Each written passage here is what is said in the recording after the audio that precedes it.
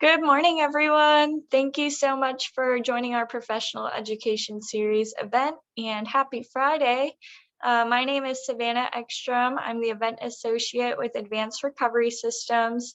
I see our attendees number climbing right now, so we're going to get started in just a few minutes. But for right now, if you'd like, you can access the chat function. And with that, we'd love to know where you're tuning in from and what you do for a living. Just give us a nice introduction in the chat while we wait for everyone to join and get settled in.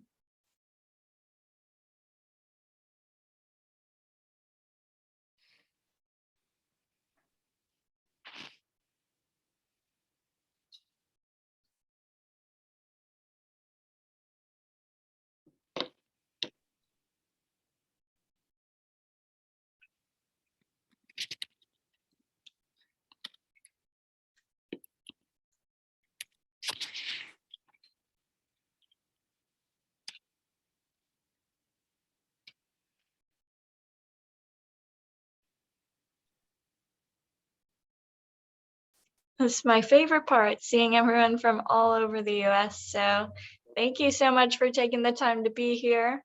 I know we're all in different time zones, it looks like, but yeah, I think everyone has joined. We're gonna wait still just a few more minutes, so keep on putting those introductions in the chat and we'll get started very soon. It's amazing all over the US. Fun.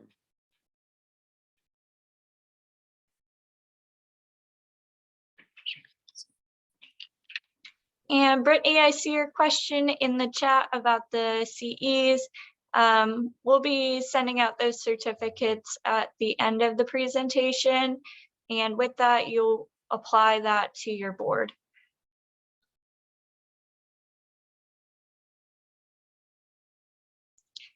Alrighty, well, I'm gonna go ahead and pass it over to Sam Rosenthal, who will start us off with some introductions.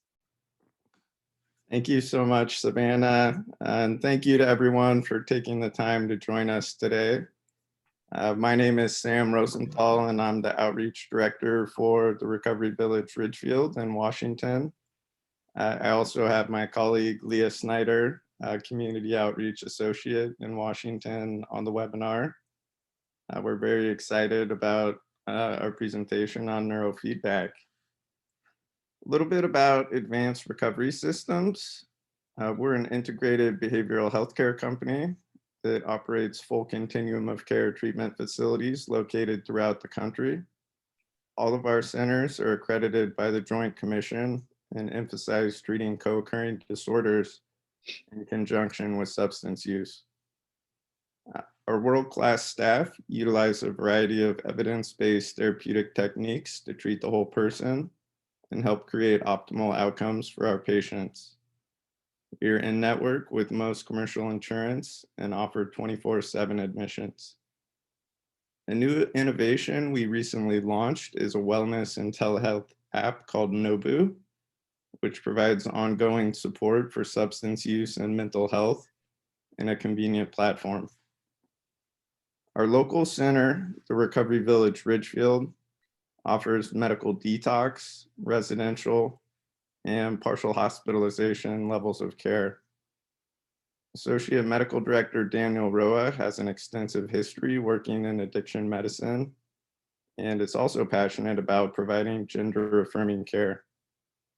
Your license to treat mental health is a secondary diagnosis, and each patient works with the same clinician and multidisciplinary team through their entire stay to form a strong therapeutic alliance.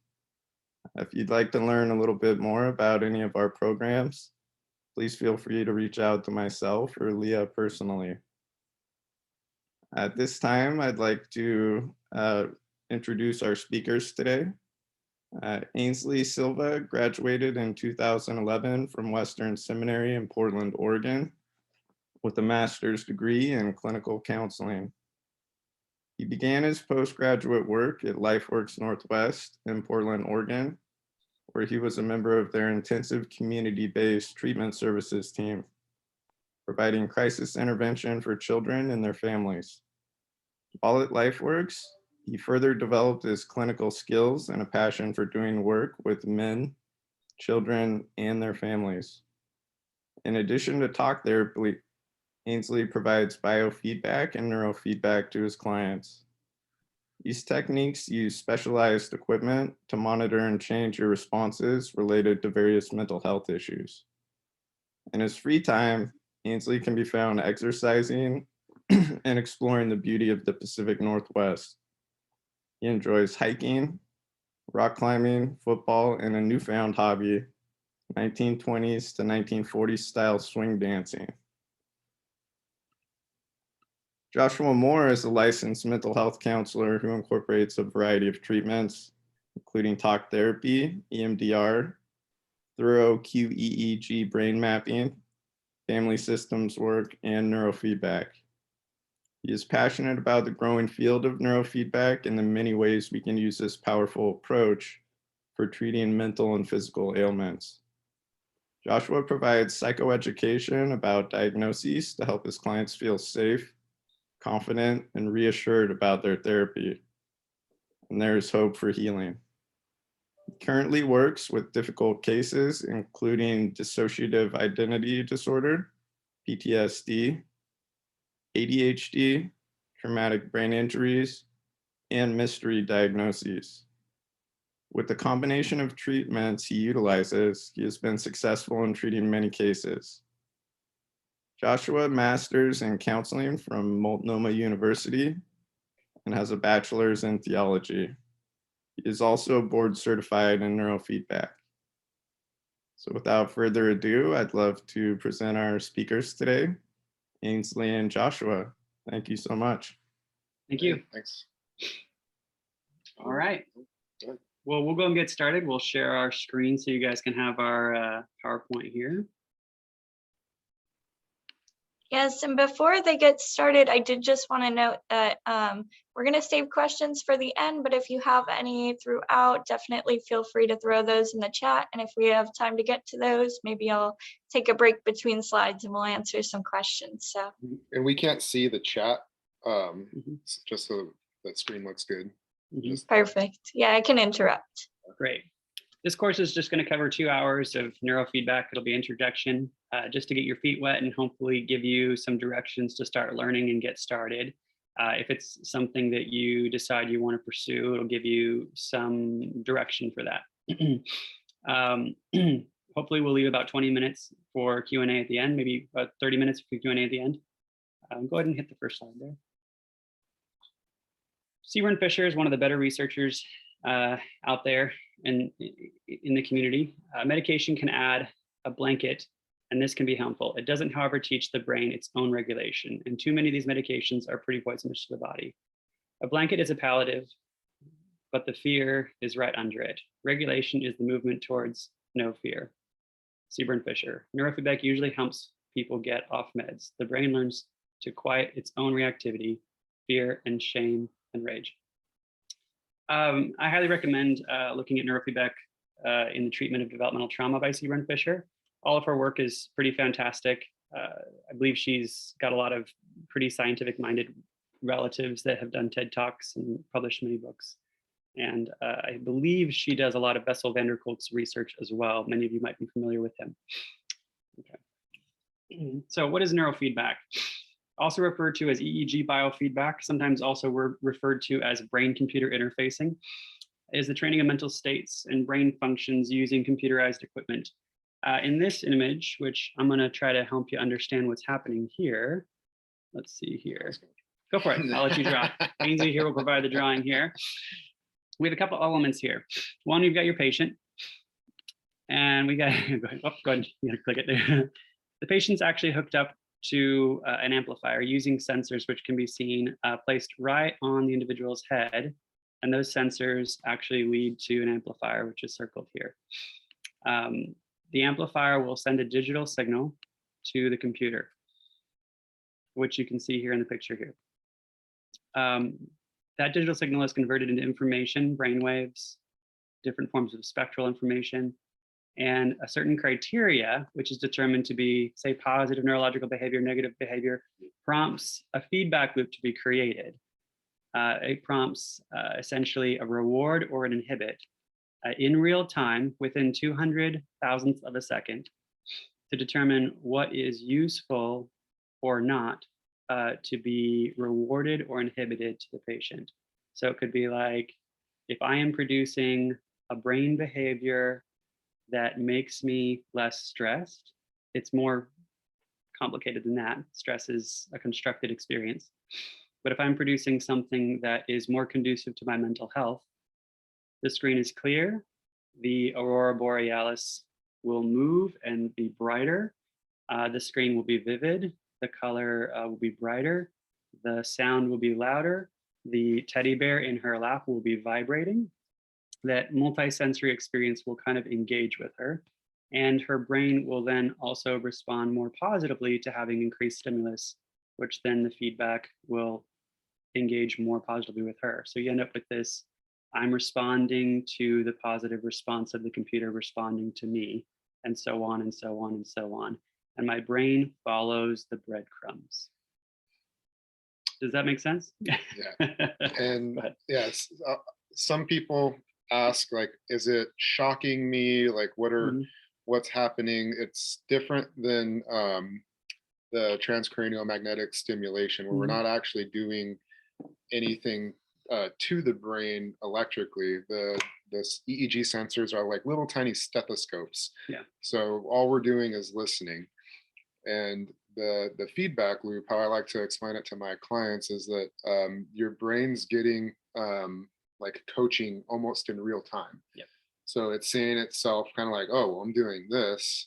I kind of don't like that.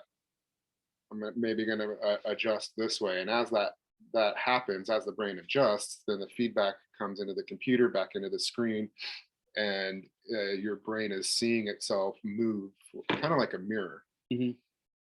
Well, looking in a mirror is not a terrible example for this too, because you know, your day is very different whether you choose to look into a mirror or not. If I look into a mirror, several judgments are made fairly quickly. Some of them are good, some of them are bad, some of them are non-judgmental. And the mirror itself is non-judgmental, and feedback can be non-judgmental too. We'll get into that later with the different types of right. feedback. Yeah, there's a lot of ways to approach the brain because there's a lot going on in the brain. In this case, you're seeing something called the Othmer system, which we will go into very briefly at the end, so you guys have some direction as to what you might want to look into. In this case, for this analogy, for this sake, we'll say that we want to reward a behavior that makes someone feel relaxed, and we want to inhibit something that makes someone feel bad, or maybe inhibit something that pushes someone towards something like a disorder or a neurosis. And we do actually have biomarkers and frequencies in certain places in the brain that are indicative of, you can say, even disorders, though the diagnoses and the biomarkers don't always perfectly line up. Though they can with some disorders, but for ADHD, we'll say in the 50s, they matched a lot more than they do now, that they've drifted for reasons that are complicated. So there are theories behind that. Yeah, good theories. They're interesting. We won't go into that though. We don't have time. Let's go to the next slide. Go ahead. All right, go ahead. We already talked about that.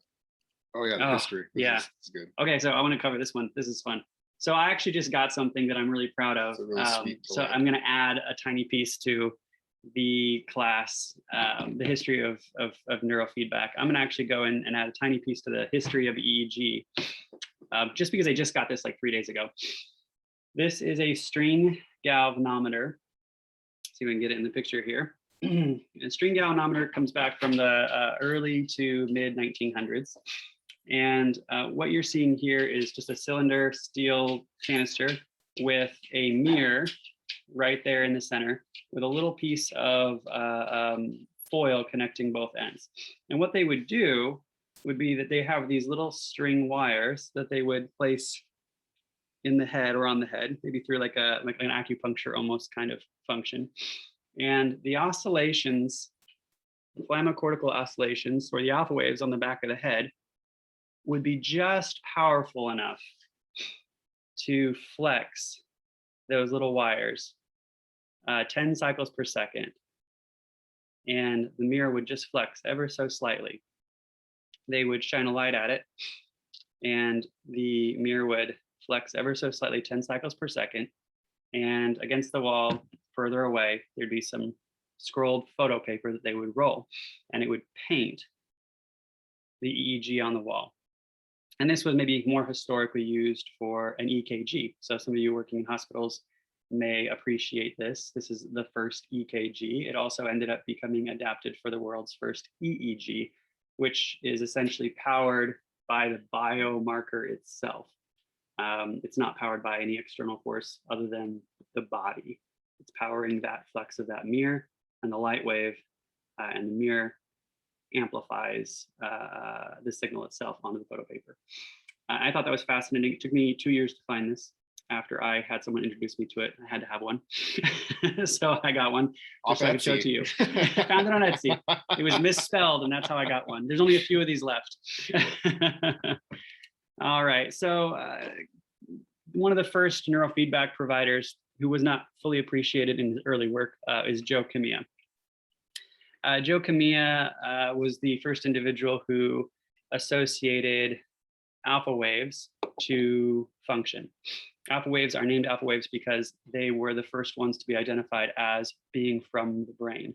Beta waves being the second behavior in the brain that was associated to the brain. Joe Kamiya was kind of known as a little bit of a hippie. He wasn't really loved by the research community back then. He is now. He actually passed away last month. And he's probably the only founder in neurofeedback that I did not have a chance to personally spend time with, sadly. But Joe Kamiya would set people down, hook them up to his EEG machine on the back of the head, have them close their eyes, and he would use tones to train up alpha waves. And about half of his clients would feel this sense of euphoria. And he published some literature on alpha waves being responsible for alert, calm, or meditation. And that kind of launched him into popularity in the research community. And that made a lot of other researchers jealous who maybe didn't appreciate that he was kind of a well-known hippie. Like Barry Sternman was not so thrilled that Joe Kamiya was so popular. So he went on to do, go ahead and switch to the next slide. Sternman went on to go and do some similar work. He decided to take a similar approach, maybe a more sophisticated approach, and get kind of a piece of that pie for himself. So he looked at the beta wave, which is the second behavior that's the most obviously coming from the brain. It's not 10 cycles per second. It's a bit faster. It's more like 12 to 20 cycles per second, a bit faster. And he took a bunch of cats, and you have these slides, so I'm just going to skip it so you can see the picture here. But he took a bunch of cats, and he put them in these glass boxes, these conditioning kind of Skinner boxes, and he hooked them up to his EEG device here. And he implanted a sensor, and every time they produced a frequency that was 12 to 20 cycles per second, he had a mechanism that triggered a light to go on. So the light would go on here every time they produced the frequency. And then he would have a researcher watch the cat, whether the cat was having the light wash over the cat or not. And they would try to associate the cat's behavior as to whether the light was on or off. And they discovered that whenever the cat was kind of engaged, activated, especially like whether it was hunting, the light would always be on. So he published papers showing that the beta wave is associated with alert readiness on top of the head. Well, and then a part of the reward system was the milk mixed with Right. Chicken stock right here. Well, that's what they did later because he didn't know what he had done. No. So this is in 1958. They didn't actually know what they had done in 1958. Right. So later on, they used it for actual conditioning. But at this point, they were just using it for association, trying to associate cat behavior to brain behavior. But what happened was in 1964, NASA had given Barry a contract because his plans had been successful. He was more popular because of his research on beta waves. NASA was having trouble with their astronauts in space. They were having some epileptic type behavior. They were having hallucinations and delusions. And like I think Neil Armstrong said while looking down in Australia, something like, I think I can see someone walking around down there from orbit, which means he's thinking things he shouldn't be thinking and he's seeing things he shouldn't be seeing. And he had facial tics and too much salivation. So they were thinking it was some sort of toxin. Their theory was that it was rocket fuel. The monomethyl hydrazine is probably leaking into the cabin. So they give Barry Sternman some monomethyl hydrazine rocket fuel and ask him to test the theory on his cats, which we don't do this kind of study anymore. I wasn't even alive back then. Barry's still alive, so you can go talk to him about it. But they take 50 cats, put them in the glass boxes, monitor their brainwaves, and inject them with 10 cc's of monomethyl hydrazine.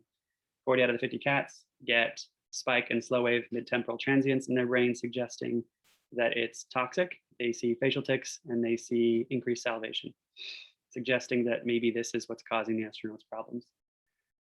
NASA wants to see what we might project the tolerance to be and what might incapacitate the astronauts while they are looking for the leak.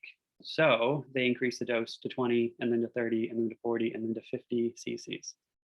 At 50 cc's, 40 of the 50 cats are dying of grand mal seizures or dead. The 10 cats that didn't have any response to the initial dose are still not responding to the 50 cc dose.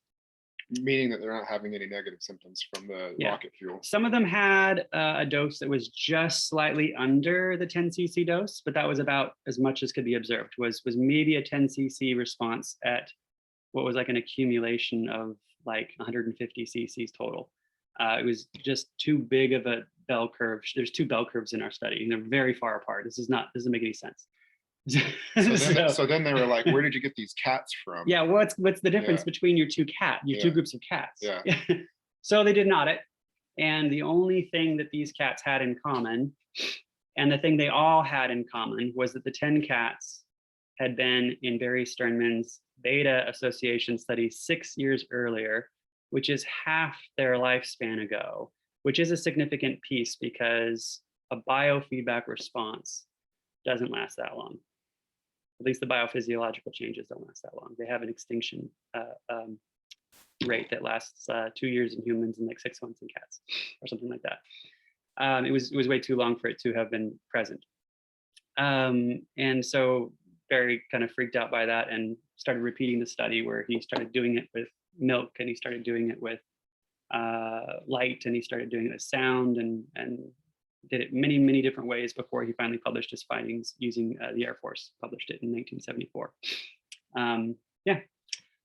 So Well, then they started on purpose making the cat seizure resistant through the beta training, which is known as SMR.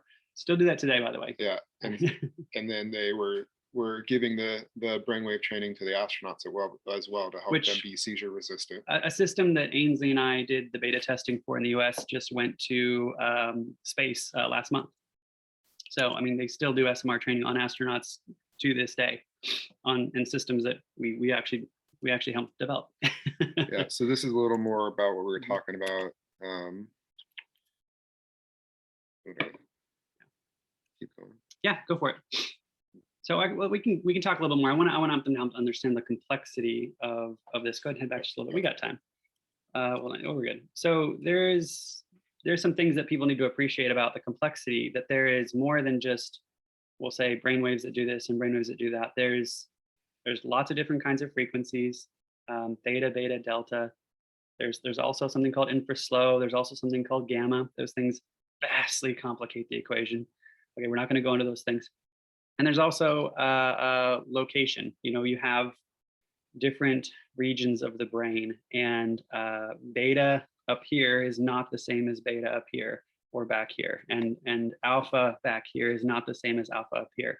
And I get a lot from clients asking me questions like, I hear alpha is really good. It's like, well, yeah. It depends on where you have it. Yeah, because in the back of the brain, there's very positive implications in alpha helping resource the brain, meaning that it's helping it essentially like rest, process things, integrate information. But in the front of the brain, in the prefrontal cortex, if you have too much alpha, really bad things happen. Yeah. Learning disabilities, executive function disorder, asymmetry means you're depressed. I mean, the list goes on and on and on. And it is too much for anybody in their lifetime to really absorb, which is a warning and a challenge. But there is a lot of ground to cover, and a lot of things to research, and a lot to do. That being said, there's so many ways to approach regulating the nervous system that you don't actually have to know everything to help certain systems orient. And I have some good news for you. The brain is a very forgiving place to do work, much more than anybody might ever expect, thankfully. There was a study done in 2020, which we didn't actually add this into your citations at the back, so this might be one worth writing down and remembering, but there was a 2020 study published called the Lannis paper. It is very, very technical. I don't know that it's one that you guys would actually want to read. I am embarrassed to admit how little I understood it, but watching the researchers unpack it and explain it, there was elements to it that showed how much of the central nervous system essentially can self-orient. And that means that not all, but some of the work we do is more forgiving than we think. Specifically, those alpha waves, the slow frequencies in the back of the brain, that's 10 cycles per second. If it needs to go up because it's too low and you happen to train it down, it will actually go up. And like, well, why would it do that? How could it do that? Well, you're telling it about its own behavior. You're giving it a mirror to its own behavior, and it is learning about itself. Even though you're telling it about the wrong end, it still can self-orient from that. Now, that's not true about every mechanism in the brain, but that is true about some mechanisms in the brain. And we're going to show a demonstration as to why that's the case. So go ahead and pull up our video here. Let's get off.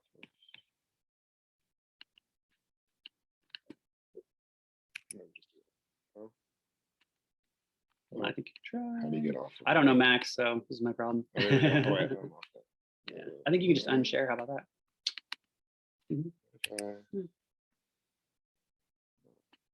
Yeah, you don't need them. Okay, there we go. You have to unshare it and reshare the new video. Oh, we're still sharing. But is it sharing? Do we see the metronomes? Oh, sharing's paused. No, we're seeing the PowerPoint still. Okay. So go ahead and stop share real quick and then reshare it. Okay. That's what I thought. Stop share. There you go. There you go. Sure. Let's see if that works. Share. Yeah. Do you guys see the metronomes now? Yep, all good. Okay. So what you're seeing here is a foam board that is suspended by wires. So it's allowed to have momentum left and right. And then all these metronomes are organized left to right. And there's 64 of them. And they're all put at the same cycle per second, but they're all put at a different phase. And so you don't have to understand what those words mean, but you can clearly see what's happening. So I'm just describing what you're seeing, okay? And what happens over the course of only 2 minutes will become fairly obvious as I'm explaining this. The reason why I'm using this example is because of Newton's third law.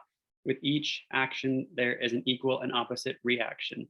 You're watching a self-contained system with a chaotic variables, a bunch of random firing systems with random influence. They're all having a minute effect on each other within a closed system. Your brain is a closed system that's suspended by cerebral spinal fluid. And within that closed system, You have lobes, hemispheres, Broca's areas, you have synaptic clusters and networks and neuron groups of different kinds, glial cells, and all kinds of different types of structures that are connected by different kinds of structures. And within them, they all form a natural harmonic, a natural organization, just like within my explanation, you just observed occurring, a waveform forming out of metronomes. We just watched it happen within a minute and a half. It just happens in nature automatically. When we observe the brain in disorder, you can look at the brain's electrical system. And if you know a lot, which can take you 10, 15 years of study, it's a big challenge to take on. You can observe disorder and they're like, well, if Newton's third law pushes, if the forces of physics actually push the brain towards order, how does it get to be disordered? And the answer is it's actually disoriented, and it's actually putting, in some cases, a decent amount of energy sometimes into staying disordered. And so when we help the nervous system get unstuck, it actually is pretty happy to be unstuck. And part of the reason why medication doesn't always work like a panacea, where it's a solution that permanently solves the problem and then the medication is no longer needed, does happen in some cases, which we're not going to go into. The reason why it doesn't always do that is because when we take the medication out, we essentially removed the mechanism that got you there, and the brain never got there on its own. And so we are now missing a step in the process. But if the brain can get there on its own, it has everything to get there again. So we essentially have nothing stopping us from following that same dopamine-based reinforced path back again. Okay? And the way I like to talk about the medication versus neurofeedback metaphor is that we're interacting with the same systems that medication is, but rather than doing on an on a chemical level where we're introducing, for example, like serotonin reuptake inhibitors in order to affect the quality and quantity of the signal between neurons. We're doing it on a electrical level where we're asking the brain to produce a different quality and quantity of signal as it's traveling down the stream of neurons or glial cells. Yeah, and there's not obviously a limit to what we can and can't do. A lot of people, I think, for maybe 10 years, well, there's been certain decades where certain fallacies, I think, were or certain errors sometimes were propagated within the industry. There was like the 1970s, they had a technical issue with their amplifiers, and we like lost a decade of research. And there was probably another 10 years where they thought, well, neurofeedback has to be a conscious process where you have to understand and connect with what you're doing. And the research, honestly, is like, no, it's just not true. Sadly, I mean, there's research showing, that we seem to be able to condition a single neuron, that on a base level, our neurological system down to the individual cell is designed to orient to stimulus. I don't know how that's possible, but that seems to be what the data says. And there's some things that are worth mentioning within the first discovery of neurofeedback before we move on. Barry Sternman's cats.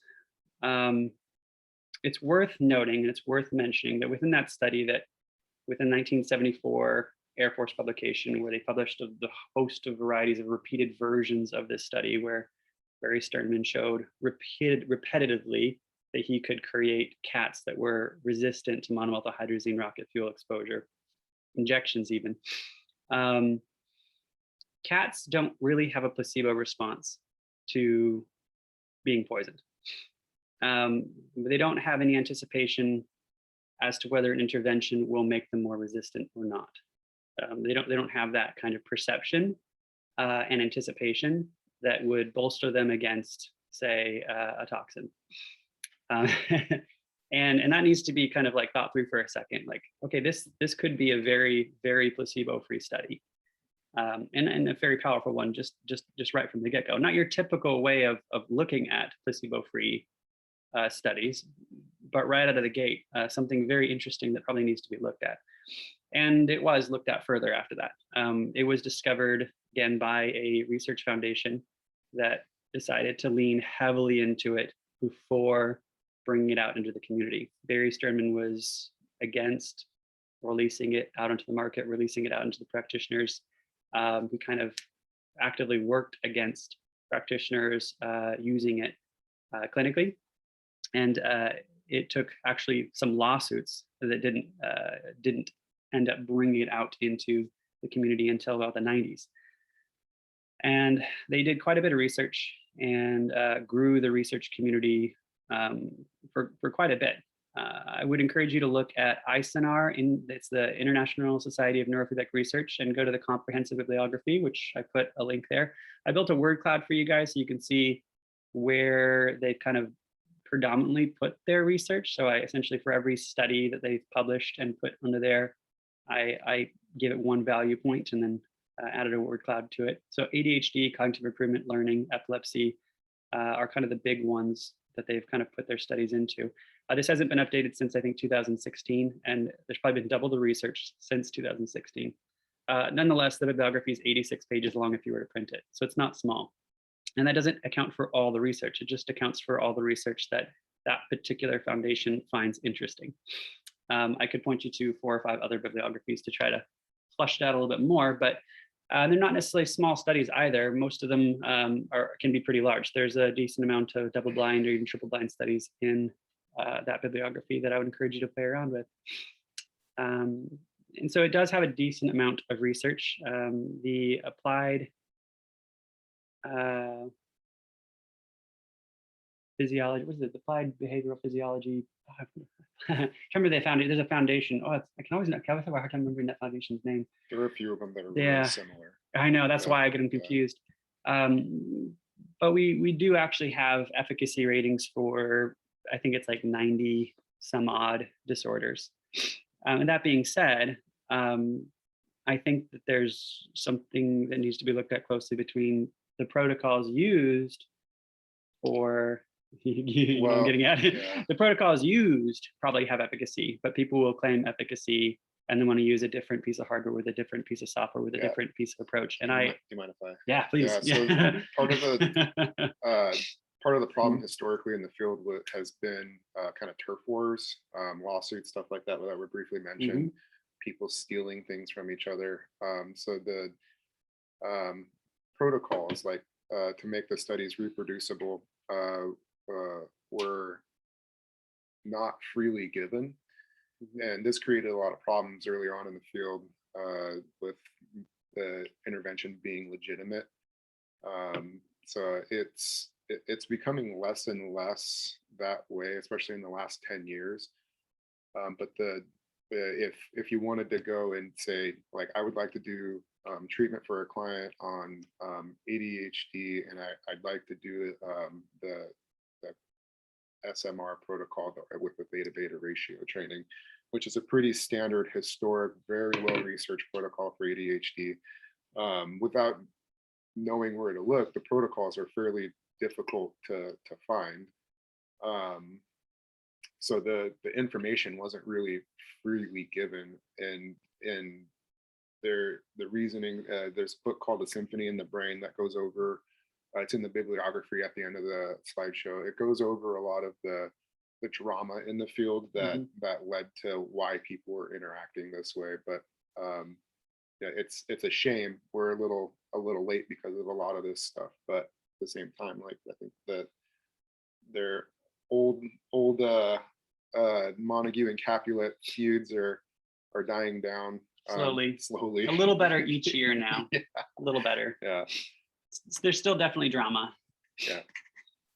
But we like all types of neurofeedback because they all bring something to the table. And people like Aynsley and I that literally have every major approach, every major system. We practice most approaches to neurofeedback, which is very costly, very expensive, and requires literally thousands. I know I have over 1,000 hours in actual CEUs. That is not common yet, and that confuses some founders still. But it's getting more common slowly. So we added this slide because of Recovery Village hosting this event. One of the more historic neurofeedback studies with a gentleman called, what was his first name? Ooh, I forgot. he was very close to Joe Camilla, who we covered with the first history slide. And Joe Camilla is fantastic. And person. later on, they came out. Joe Camilla helped Dr. Peniston, Mr. Peniston, develop his protocol further. But he did some research with people who were addicted to alcohol, and ran a study. Part of the study was that they did hand temperature biofeedback training, so that they knew that the clients had the ability to self-regulate. So they were using peripheral biofeedback.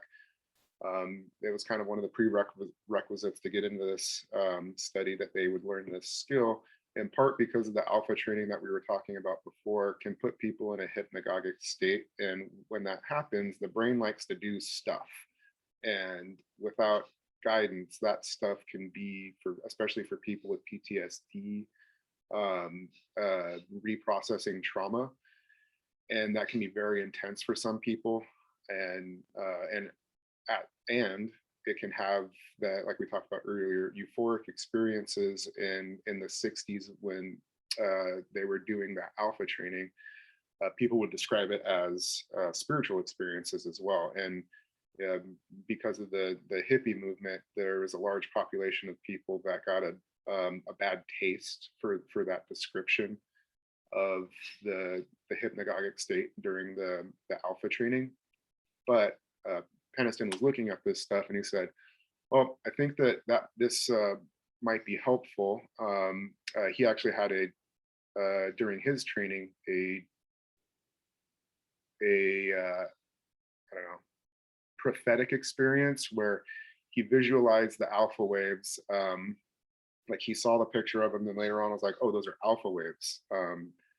And then when he was getting his training again, he kind of had the number 30 pop up in his head. And so based off of his prophetic experience during his alpha training, he came up with this study. So they were going to increase alpha at the back of the head, which is implicated strongly with emotional regulation and in PTSD treatment. He also, for the hypnagogic state, he wanted to give the clients more direction rather than letting the brain just do whatever it does. So he would ask them to visualize a scene where they were actively rejecting alcohol. So they're saying no to alcohol to overcome the area where they get the F-its, where a lot of addictions use this type addiction traditions use that type of language, and then they fall back into relapse. So they're visualizing the strength to be able to say no. And then they were asked to visualize the normalization of their personalities. You know, what would it look like for you to live a good life where you weren't getting in trouble all the time, you didn't have anxiety, you weren't constantly worried about your wife catching you drinking again, something like that. So they would give them a very strong kind of touchstone to bring with them into the alpha training. I know Jay Gunkelman would actually record their own voice talking through some of those ponderings and some of the things of like what would you be like if you were like your best self, or who do you want to see yourself being? Like, who's your future template self? And then he would take the clips of their voices and loop them and play them. He'd program the computer to play them when they moved into a hypnagogic state, and it would automatically happen because that's the software would recognize, oh, they're moving into hypnagogic state. The volume of the voice would increase so that they would essentially automatically hear their own voice, and it is very, very powerful. Yeah.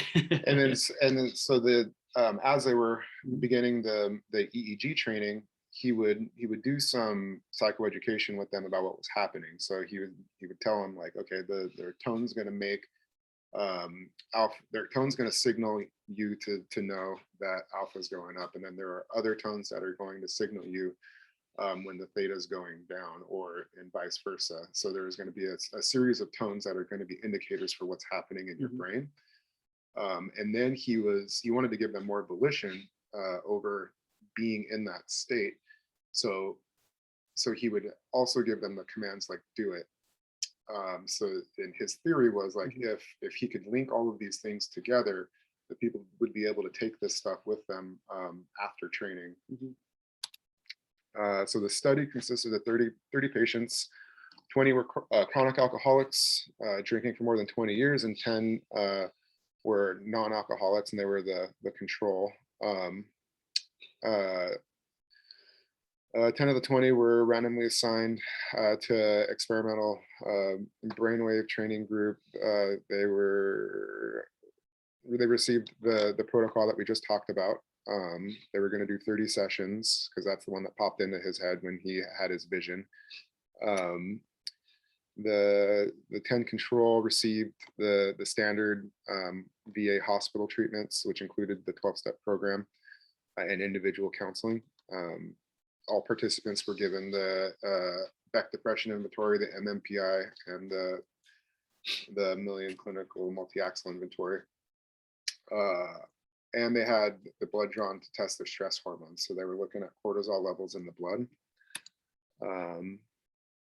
So of the controls, all were re-hospitalized within 18 months for another round of alcohol treatment, and all remained true to the prior pattern, meaning that the 12-step program and the individual counseling was ineffective over the long term. For the experimental, they showed an increase in alpha. So like we talked about earlier, like that's resourcing the brain, the rest, relax, process information. Their scores on the BDI, they had a marked reduction. And the MMPI and the MCMI, there were positive changes on both. And when they drew their blood, they noticed that the cortisol levels were lower. And this probably the most significant finding is that 8 of the 10 stopped drinking completely in the follow-up, the 18-month follow-up. So pretty significant findings. They've later, and when he worked with, I forget his name, Camille, Kinsey. Yeah. Oh, okay. No, is it Kinsey?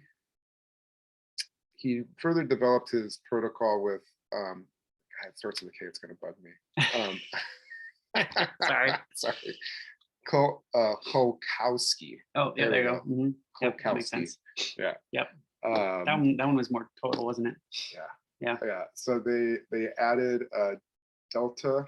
The delta inhibit, right? Mm-hmm. And I think there's another beta something. But the idea was that they made it more robust because later on they started doing this research with PTSD people at the VA. And they, like we talked about, the hypnagogic state was inducing some pretty intense flashbacks.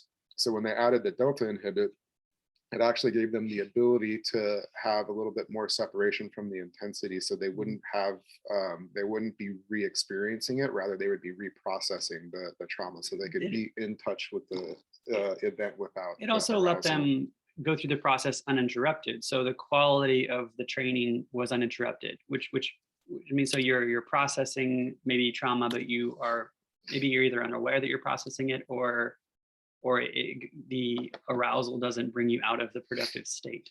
And so they just flat out worked better.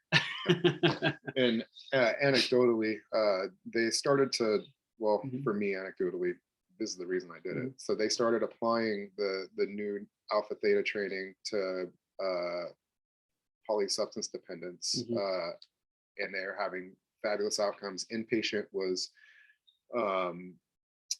50 to 80% effective, and outpatient was 70%, which is really good stuff. Reading the research, I replicated the study with a gentleman who I've been seeing for quite a while. We hadn't got any traction. I had suggested that we try neurofeedback. There's this protocol that is really effective for addictions, and he was struck with, sexual addiction doesn't necessarily have a diagnosis. It was going to be hypersexualized disorder in the DSM-5, but they yanked it last minute. He struggles with impulsive sexually acting out that negatively impacts his work, family, and social life. So he agreed, we got into it, we ran the Peniston protocol, where he learned how to do the peripheral biofeedback where he could calm his nervous system. And then we got him into the alpha theta training with the touchstone visualization where he was actively saying no to sexually acting out, seeing his best self. And through the 30 sessions, he's now coming up on a year of consecutive sobriety. Within the last 2 years, he had one relapse. And for him, it's night and day difference. Like the sobriety that he has, he's never had before in his life. And neurofeedback was really the thing that took him into like more stable sobriety.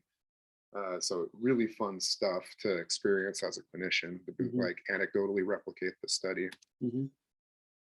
So yeah, what does treatment look like? Well, we do our assessment, goals, and symptom tracking.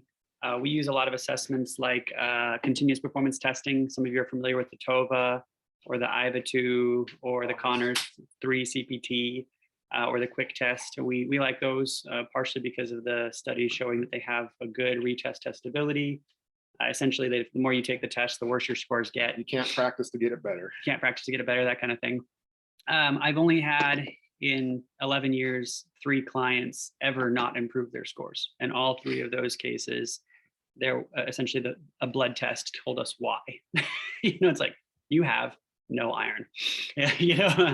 And so, we've never not figured out why they didn't improve their scores. And when I say improve their scores, it's substantial. I've actually done audits of my clinic and written reports on the general information across every pre-post test. And it's not minor. It's a huge shift in terms of changes in scores. So we do a lot of that. Yeah. So it tests the nervous system. It's a little more objective, and it takes the oral assessment and the subjectivity of that out, so that we can really see what's happening. Is the neurofeedback having an effect, and to what degree? Are there actual statistically significant changes in the nervous system in the brain? Its ability to pay attention, sustain attention, to shift tasks, all these things that are really important for day-to-day life and for mood. There's a oral assessment that happens where we're asking questions, kind of like a doctor when you go in and they're like have you ever done this? Are you experiencing that? And you're kind of checking the boxes. We ask them a series of questions, and based off of their answers, we'll go into more depth of what that looks like for them, trying to differentiate between things like a true panic attack and an anxiety attack. Meaning that like a true panic attack, you're walking down the street, everything's fine, sun's shining, birds are chirping, then all of a sudden, like you can't breathe, you're sweating, your heart's racing, and there was no clear trigger for that. And as far as the brain goes, for us, that we consider that an instability in the brain, where the brain is reacting negatively to no perceived stimuli, and so we go through the oral assessment to look for things like that, so that we can start to develop a protocol, an individualized protocol for what's going on in this person's brain. And that's one approach. Yeah. And that's always an approach that we use. We might add brain mapping to it, or we actually will do a 19-channel EEG recording, 10 minutes eyes closed recording, 10 minutes eyes open recording. And that makes the process infinitely more complex. It's not diagnostic. It does give us biomarkers that have a certain amount of correlation with certain diagnoses, like we'll say a parieto-temporal finding, which can be found 60% of the time in autism, and some mirror neuron dysregulation that can be found 70% of the time in autism. It might be an example, or a biomarker that's really strongly correlated with PTSD or dissociation. But it's more like this is a social perceptual biomarker. It's not like this means you have PTSD. It's diagnostic. It's similar to the kind of the two schools of thought for counseling is talk therapy, the evidence-based practices versus common factors. And so what we're talking about is a normative databases, like this is what a quote unquote normal brain looks like and how it should be functioning versus individualized treatment for symptom-directed outcomes. Yeah. When we're talking about diagnoses in mental health, sadly, especially if you read like the first or second, version of the DSM, you'll be a little bit surprised to find in the beginning of it that it talks about, hey, this does not cover mechanism of action. This should not determine treatment plan. And I think that is probably still true. And it's ironic because if you skip over, the next door and you find out that in medicine that a diagnosis typically is talking about a mechanism of action, it is typically speaking towards, specific typical treatment plans. And then we use the same word, diagnosis, over in mental health, and it doesn't mean that, and it doesn't imply that. Well, when we do something like a brain map, we're starting to get a little bit closer back to that original kind of model where it's like, hey, this is going to be a really good tool that's going to help you inform treatment plan. When people have seen 10 doctors and 10 therapists, and we do a brain map, what I expect to find is that their phenotype or their brain balance is going to be very different than their symptom cluster. They're not going to match. So you'll see like, okay, well, they present as though they have ADHD, but their brain is showing some sort of epileptic spectrum type behavior. Some show mid-temporal transients are driving the poor attention. Well, it's like, okay, you can write a paper on what you see, put a few citations on what that implies and means, and then ask them to give it to their doctor. And the doctor might prescribe an anticonvulsant and their attention will improve. Yeah. And they're not, one's not better than the other. So we utilize both and we use clinical judgment to determine like what might be needed. Right, absolutely. Yeah, because the one of the drawbacks of the brain maps is that they don't account for individual variants, like if the hemispheres are switched, which is 4%. 1 in 200. So 1 in 200. So it's about 10% of all left-handed people have the hemispheres switched. And you wouldn't know that from an oral assessment. So that could, in treatment, can be very frustrating. It can be. I've figured it out before. It's not impossible to figure out. You just have to be, if you're going to do brain mapping, you got to be pretty sharp. Yeah, what I'm saying is the differences between an oral assessment versus brain mapping, right? Yes. The limitations of both. Yeah. Right. Yeah. It's hard. Yeah. So then, based off of the oral assessment or the brain map, so we get into setting goals. So we'll develop the protocol. We will consult if we need to from other people, especially if we have a brain map and we're seeing some irregular activity that we don't know how to interpret. And then we generally let the client pick the symptoms that they're trying to reduce. I try to keep it to 4 so it doesn't get overcomplicated, because typically people will come in with especially parents, a slew of things that they want to change in their children or in themselves. So we keep it to the 4 big ones, like being able to go to sleep, the not having anxiety or angry outbursts, and the ability to be able to pay attention or do homework, something like that. So we give them 4. They rate them on a Likert scale of 1 to 10, and we kind of collaborate on like, is 1 good or is 10 good, so that we know what direction we want to go. They get an email and they just fill it out in 60 seconds for what's going on for the day. And the importance of the symptom tracking is so that we can see the effects of the training the day of. We can see what a night of sleep does to it the following day, and when the effects of the training start to taper off, so that we can know, okay, we really need to be seeing this client twice a week or 3 times a week or once a week's fine. The frequency of training aids in the stabilization and the brain's learning process. And it should be worth noted that some types of treatments wear off quicker than others, and some types of treatments move towards permanency very quickly. And everyone's different, and most of the variables are genetic. You do have a little bit of a drop off in the beginning because of the brain's ability to have short-term learning versus long-term learning. And so you'll get someone's brain to do something, but you'll see that within 15 days, if they take a break or they go on vacation or you go on vacation, there's not someone to pick up the training, that you can have a chance that that they will essentially like have a relapse of symptoms within 15 days because we haven't seen that fully integrated into long-term learning yet. And it's thought as a general rule that if you can hold if you can get a response by the nervous system with a particular kind of training, my personal observation is like if you can hold it for 6 seconds, 6 sessions, it's pretty permanent. But they typically say around 20 sessions, it'll be permanent. But my personal observation is like permanent. Well, so permanent as permanent as any other is permanent. Yeah. So if you have a drug overdose, you could lose it. A head injury, you could lose it. And a severe trauma, you could lose it. And that's what the research says.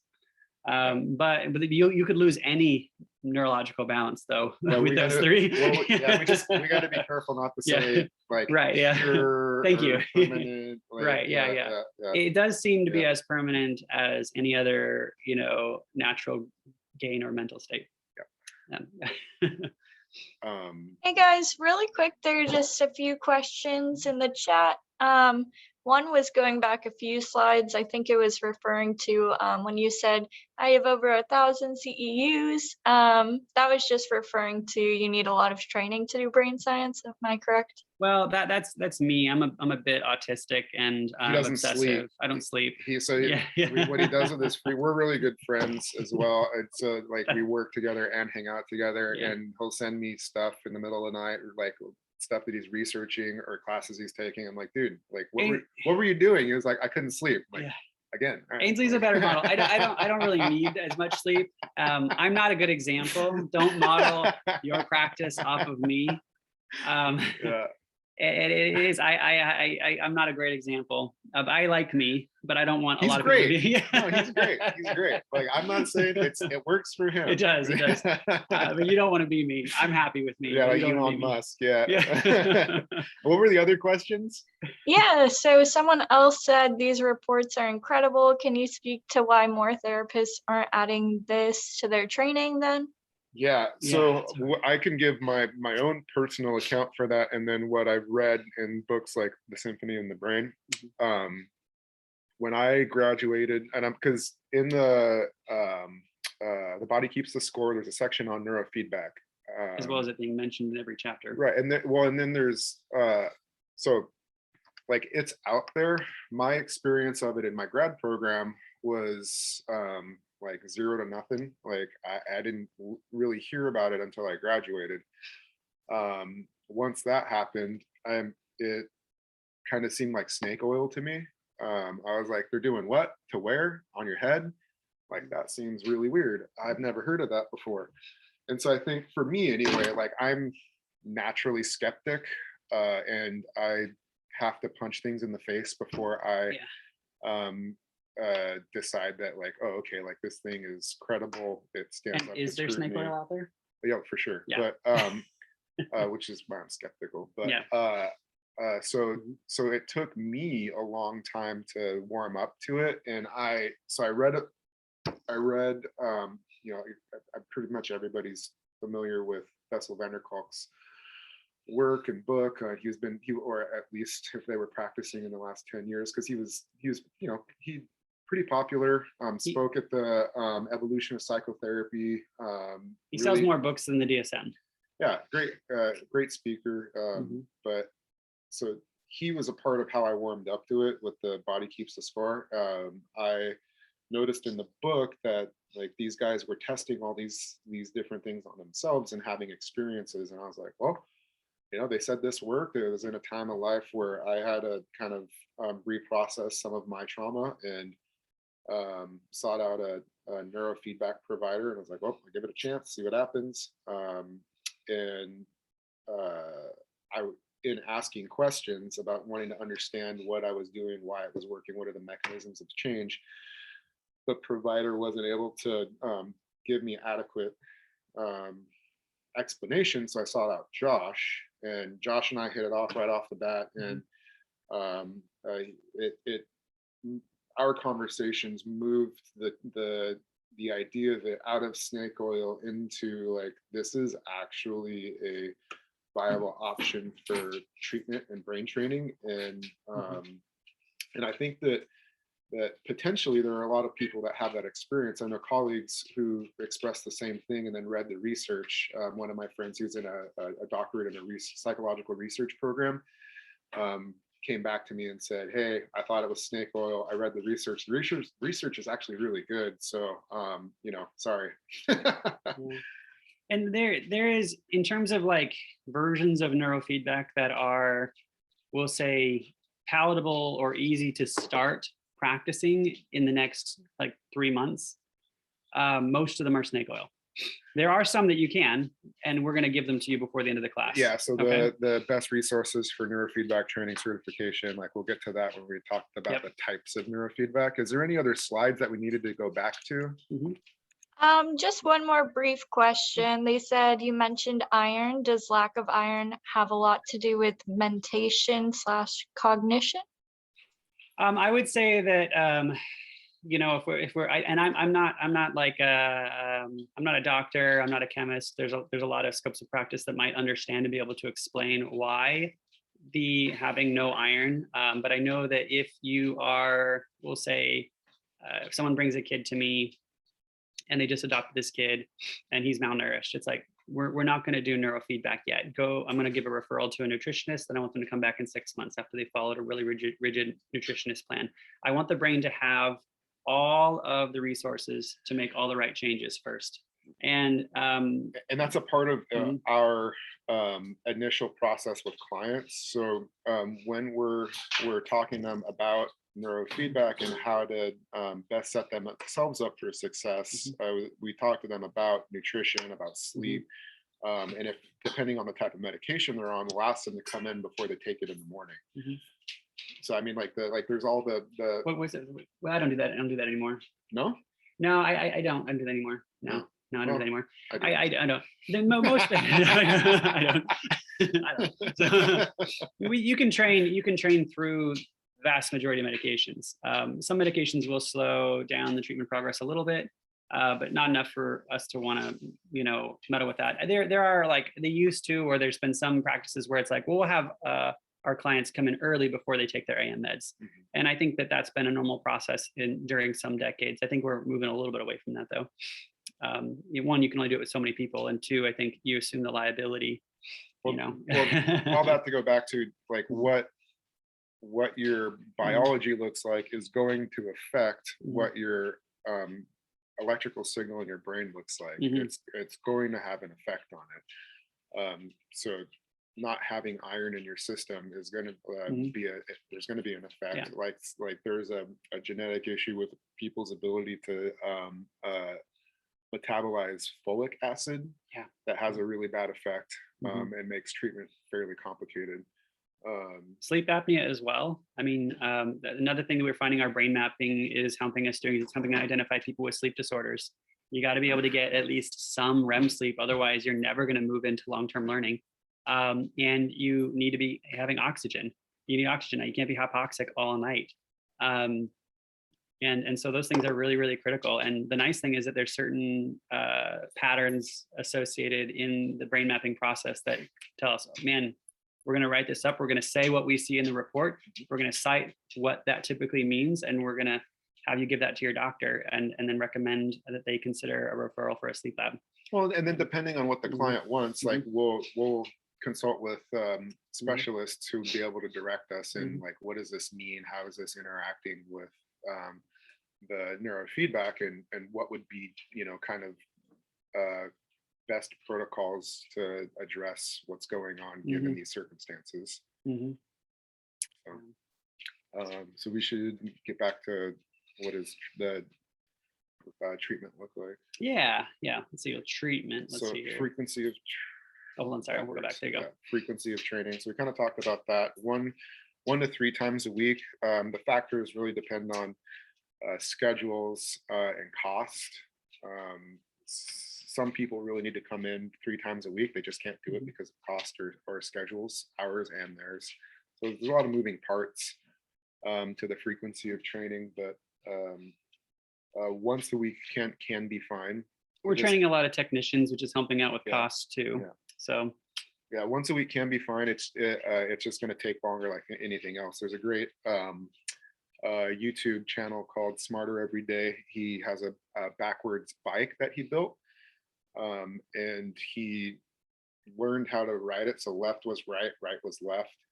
He would fall off of it. I think it took him 3 or 4 months to learn how to ride the bike. But once he did, once the mental shift was made, he couldn't ride a normal bike. So he was practicing, I think, once a day for like maybe 3 or 5 minutes. I don't remember the time, but it took him a long time to learn it.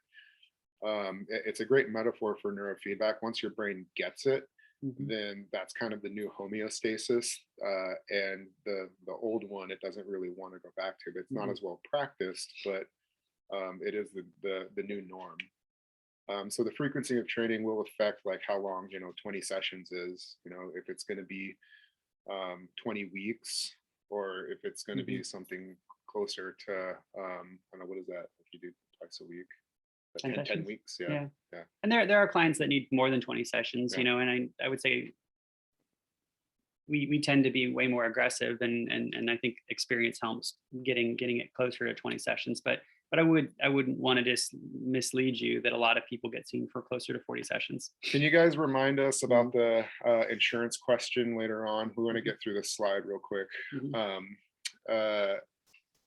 So we talked a little bit about client responsibilities. It is a collaborative process because we're regularly checking in with the clients during session to ask them how they feel, what they're experiencing. A lot of clients are out of touch with their bodies. So a part of what we're doing is training them how to be more in touch with their bodies and develop a language of, what does this mean? And is it good, bad, or neutral?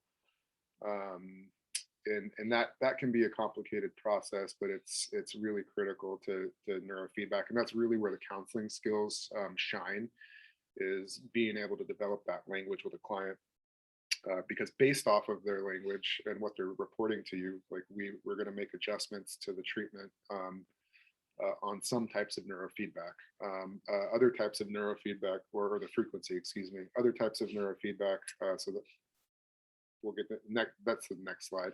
Other type frequency band training, amplitude training, like we're generally not going to adjust the frequency where we would in infra slow and infra low training.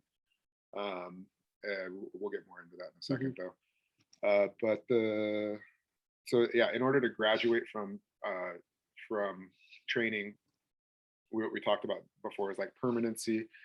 We'll start spacing out sessions longer and longer to see how far can we go in between session without the negative symptoms coming back, and only keeping the positive symptoms, the new homeostasis.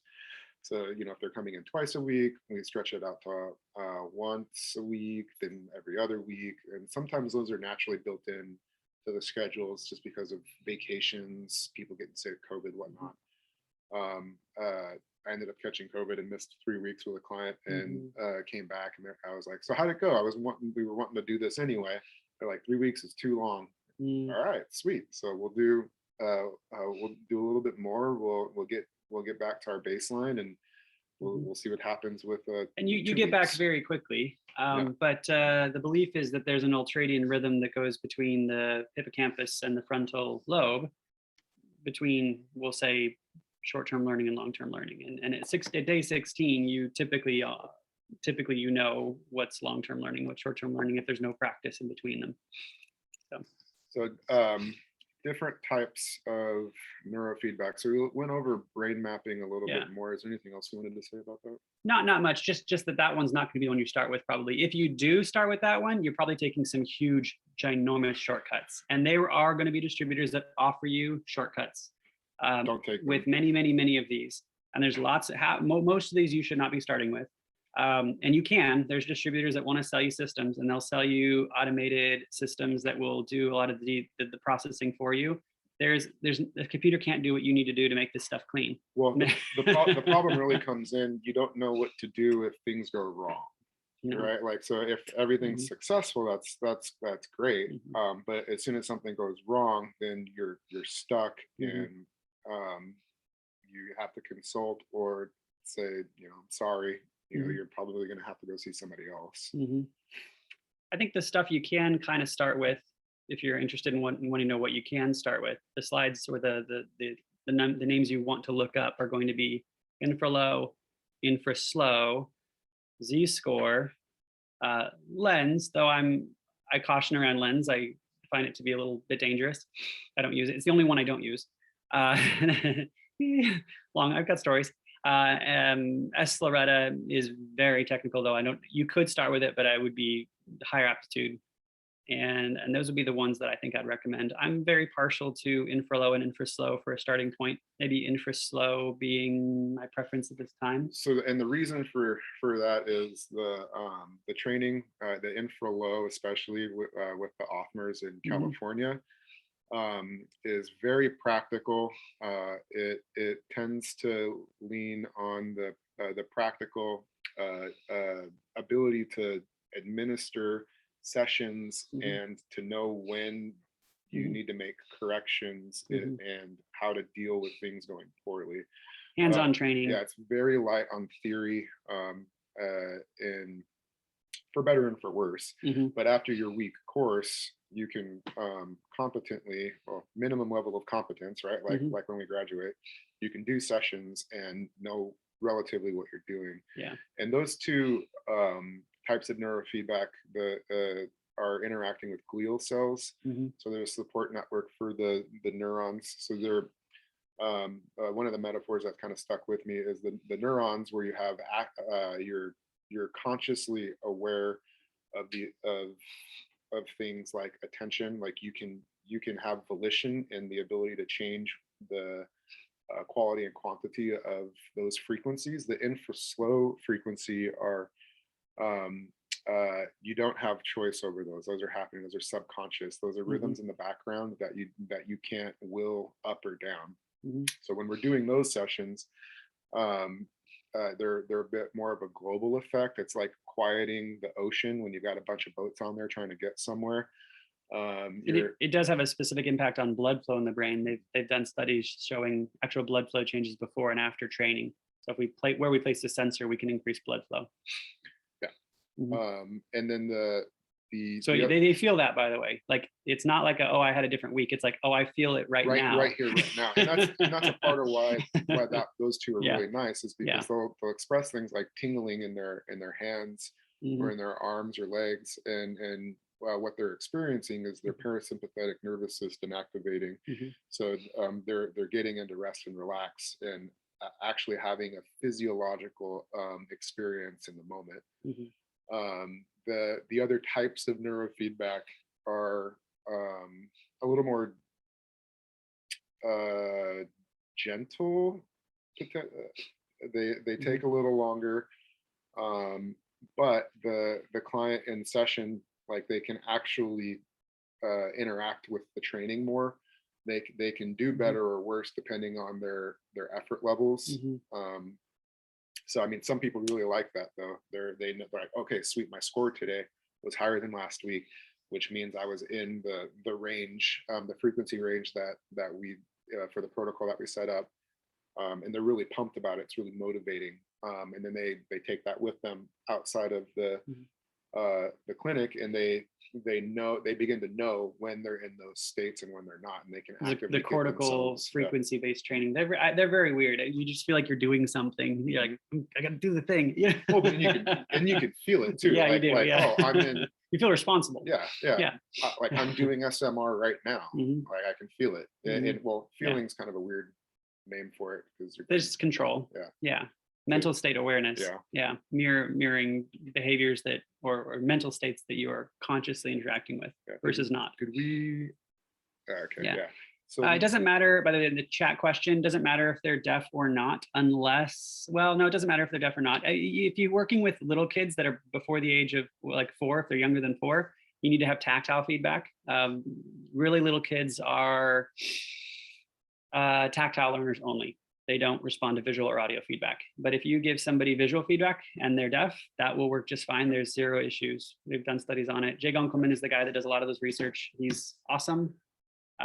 Highly recommend looking him up. Yeah, some of the feedback. So it's the way your brain's getting information. It's video, the auditory, and the tactile. So if you eliminate one of those, you're still getting the other 2. So that you're still having neurofeedback. Some neurofeedback systems only do visual. Some of them only do audio. So being deaf would have some implications in the protocol or the type of neurofeedback that's happening, but certain systems can adapt so to have it be tactile only or visual only. Good question. So non-clinical neurofeedback, I don't want to give you the misimpression by only putting 2 out here. There's dozens and dozens. There's more non-clinical systems than clinical systems, and there's a lot of toys out there that are not worth using. If we didn't list it, please forgive me. I didn't want to list all of them. There's 2 out there that we thought were worth mentioning. Neurooptimal, it's a type of neurofeedback that anybody can buy. It's very expensive. But you can just own it though. You can buy a version that you just own, but it's like 11 grand or 12 grand. It'll play essentially music, and it will provide what is like a CD skip, like, back in like the 90s when you had a CD and it would actually skip. It'll play that kind of thing when the brain is making any kind of significant decision in terms of electrical shifting. So it's not telling the brain what to do. It's just telling the brain that it is doing something significant. It's like having a coach that tells you to notice where your hands are, which the coach might do if you did something really bad, or even if you did something really good. So it's non-directive neurofeedback, non-judgmental neurofeedback, and it very likely works, and it's very, very likely very useful version of neurofeedback. We don't know when it doesn't work. We don't know what its limitations are. We don't know what scope is, mostly because the distributor just refuses to do research. They just refuse to do research. I've done some on my own, and it has shown to be useful in small little studies that I've done on my own. But we need to do a lot more research on that one. It's optimistic though. Yeah, and it's plug and play. So so you pay the 11 grand, and then you hook them up and you hit play, and then that's it. There's nothing else to do, and there's no protocols. So if it goes poorly, you don't have the ability to do anything about it. And that does happen. I mean, not common though. I mean, maybe if you see a caseload of 20 once or twice a year, somebody will respond negatively to it. And those might be the patients who have agoraphobia or a head injury. Those are my experience with it. Now I have other systems, so when it goes poorly, I know what to do. I can help them. So I don't mind having that system in my toolbox. But I don't like not having a steering wheel. I don't mind having it when I have other options, though. Yeah. Seriously. Yeah. Then there's the Muse, which is just an open source headset that trains mostly frontal alpha waves, but open source can be used for a lot of things. People will take it and modify it for clinical use too, which is what MindLift did. And that's the system that recently went to space with the Israeli Space Force.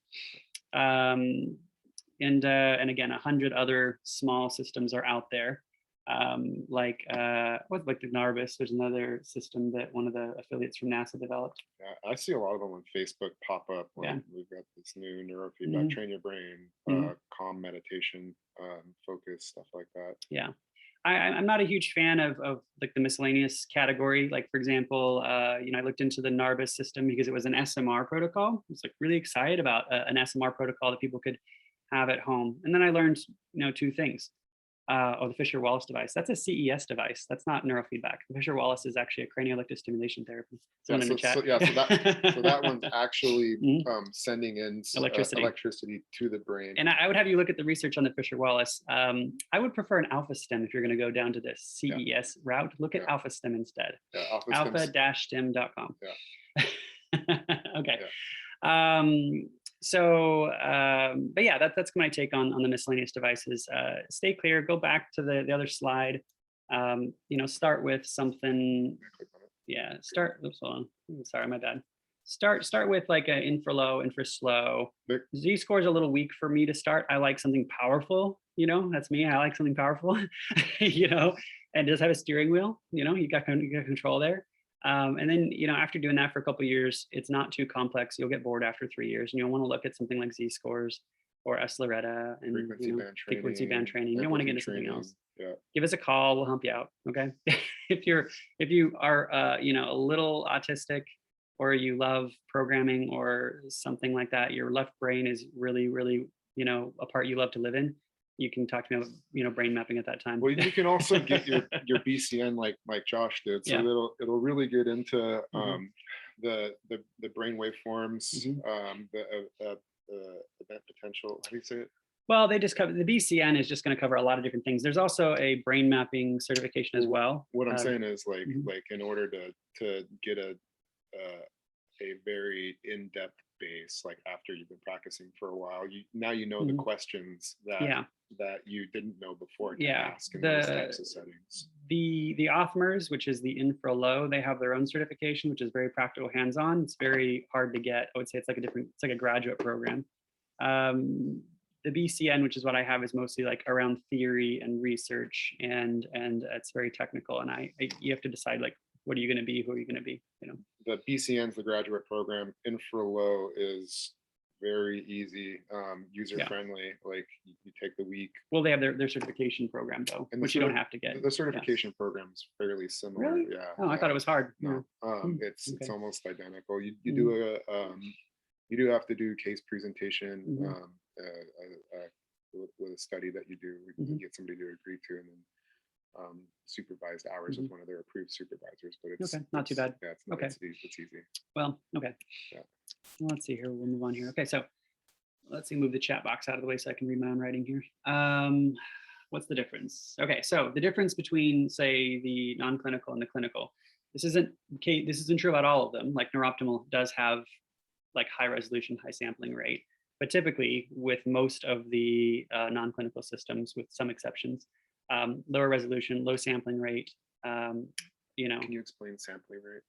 Gosh, I mean, I had an actual like programmer walk me through it, and he showed me the difference between a sampling rate that seemed really close together, and then he like equated that to an image, and it was like this pixelated like icon versus like something that you could actually see the image. Yeah, so it's just like, it's like, and if you're a good way for me to understand it is video games. Like if you look at a Nintendo versus like an Xbox 4 or excuse me, a PlayStation 4 or an Xbox One or the new one that's like a tower, like the actual computer. The differences are night and day. The way that we construct these waveforms and read them is that it actually samples all the data in the brain all at once. And that means nothing until you sample it enough time to construct the waveform. So it's kind of like taking a picture, just like you do with a camera to build a video. You know, it's like how do we know what this person's doing until we string all of them together into a video? And that's what we're doing with the brainwaves, essentially. Like the data means nothing until we string it all together. And then we also have to use something called the Fourier, the fast Fourier, to extrapolate the different frequencies into their own different components, which is this marvelous, brilliant piece of mathematics that for 200 plus years, mathematicians have been talking about as something that we could theoretically do. They actually did it. And that's a part of why in neurofeedback we use video gaming cards, because those cards are used to running those kinds of equations in order to give video games their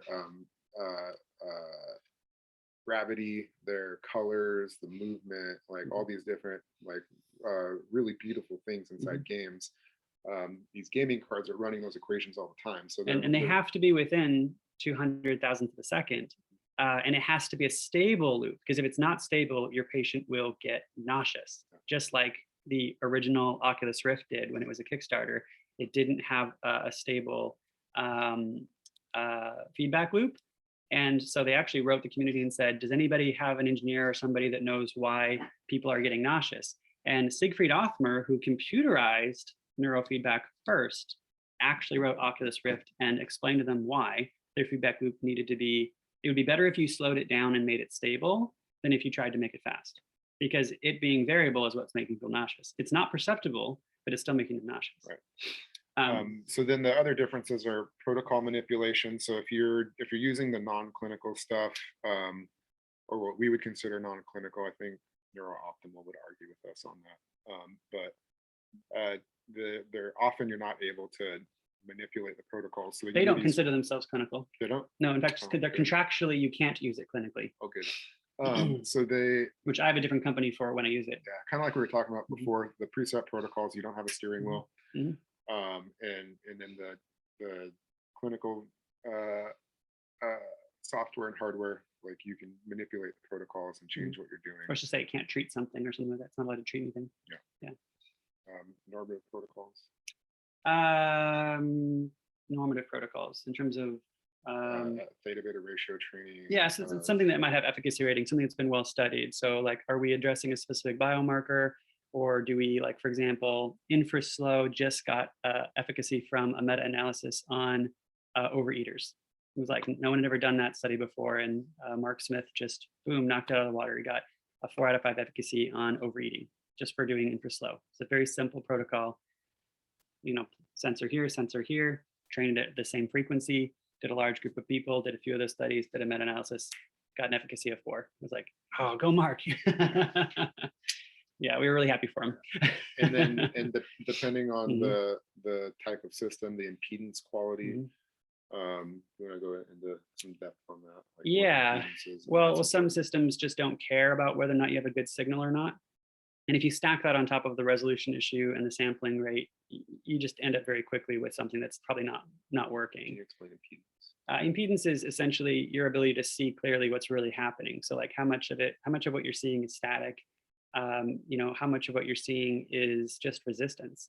You know, like these signals that we're looking at are millions of a volt, and it's, you know, how we see them is a very technical process, you know, which I'm not going to explain because we don't have the time. But how do you get to millions of a volt? And the things that can disrupt that are dry skin, slight dehydration, you know, the equipment to actually see and confirm that you have a good connection is not cheap. And even the developers to put it into a system to tell you thumbs up, you have a good connection. It's just easier to not put it in there. It's cheaper to not put it in there. And then certain systems do a better job of it. Yeah. The non-clinical ones or don't do as good of a job as the clinical ones. There's variation between all of that. Let's see here. I gotta move the chat out of the way again. I got it. Okay, so resources. These are things you're going to want to refer back to this. Hopefully you guys have a copy of this slide. We've been talking about this, what you've all been waiting for. EEG info for the infra-low neurofeedback. Brainmaster and stress therapy solutions are going to be some general training and general equipment. ISNR is going to be the yearly conference. AAPB is the organization I couldn't remember the name of earlier that gives efficacy ratings and develops another conference every year. You'll find InfraSlow through Brainmaster. So Mark Smith, who does his InfraSlow, typically works through there. He has his own website. I think it's neurofeedbacknewyorkcenter.com or something like that. Yeah, but he'll be through Brainmaster. And I think he sells some of his classes through stress therapy solutions sometimes as well. I think now's probably a good time for Q&A. I want to go back to the insurance question. So part of the problem with neurofeedback is it falls under the biofeedback umbrella. So the kind of analogy, or I forget what it's called, the literary device, is like biofeedback is to math, and algebra is to, you know, peripheral temperature training, and trigonometry is to neurofeedback.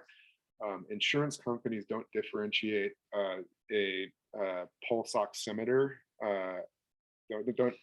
between that and neurofeedback. So the reimbursement rate for 90901 is the same as if someone had a little pulse oximeter on their finger and we're trying to control their beats per minute.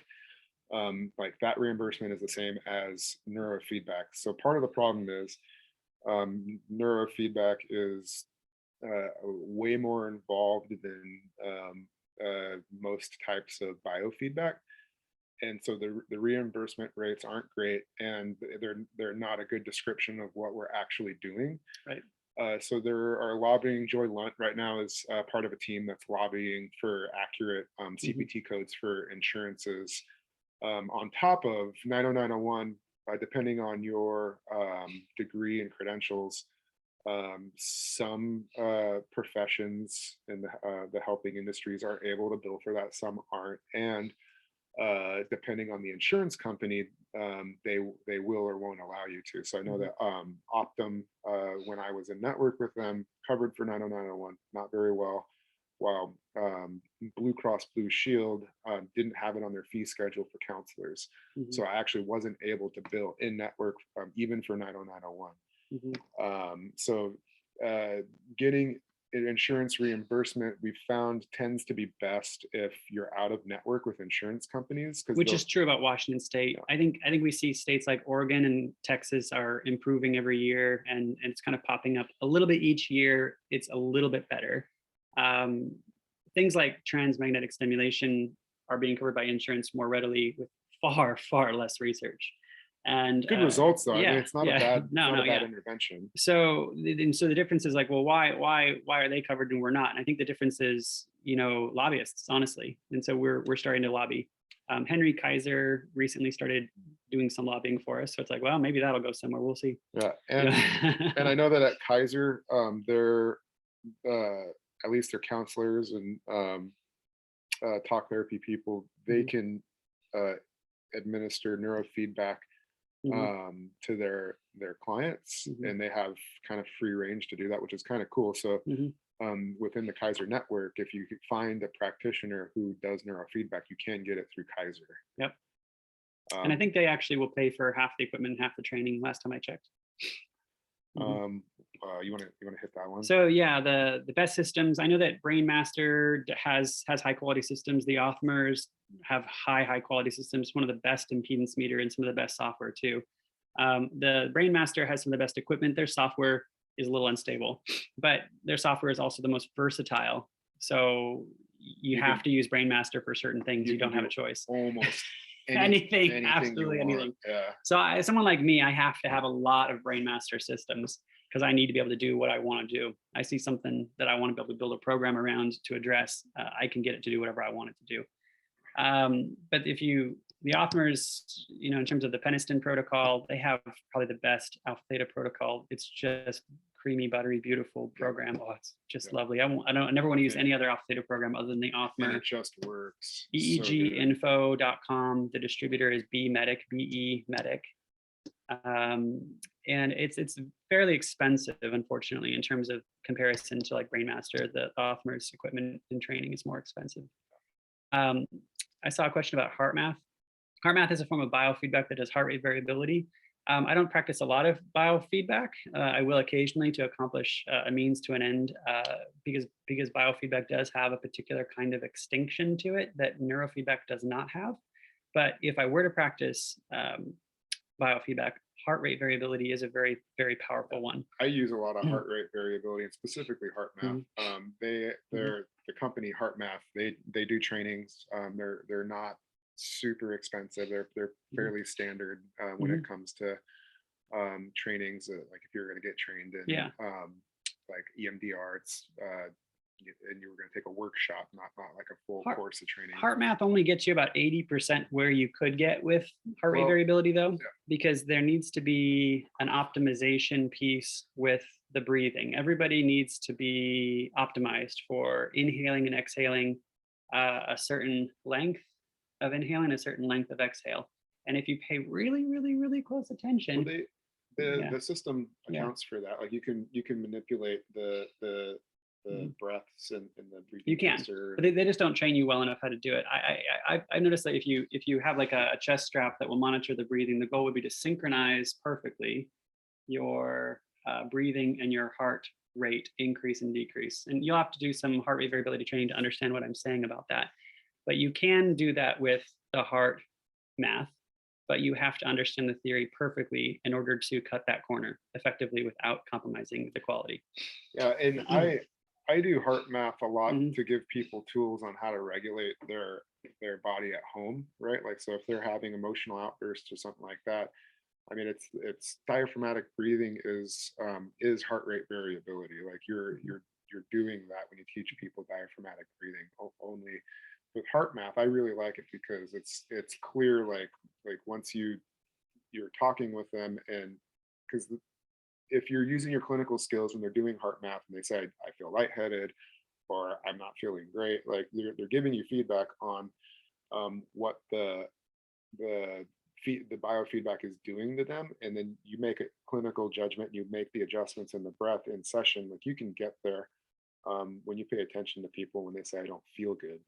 The problem comes when people ignore those statements from their clients. So it's a great tool for people to take with them. They have home units, which are great.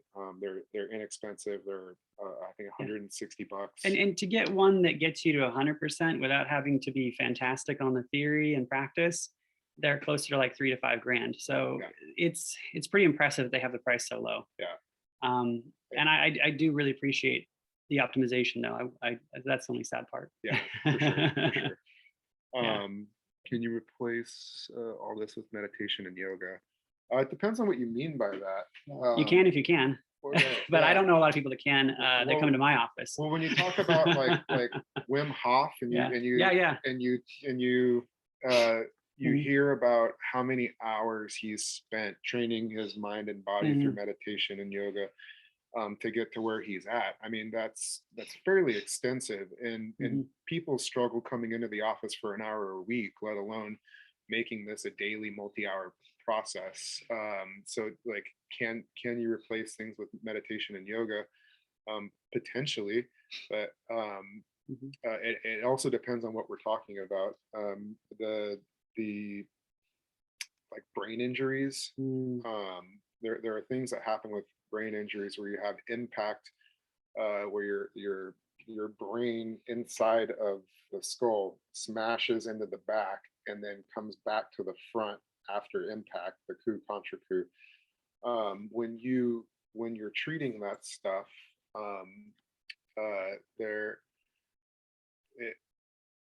breathing and meditation will obviously help. Oxygen is currency in the system to do things, but they're being able to address those issues with exercise is just limited, and neurofeedback's limited as well. Like nothing's 100%, nothing's foolproof. A lot of these, like if you go and you start taking trainings, a lot of people will say our system's the best. We have research to back that up. You shouldn't use any other system. We don't believe that. In part because every system can't be the best. Everybody's not the best. That's not how the best works.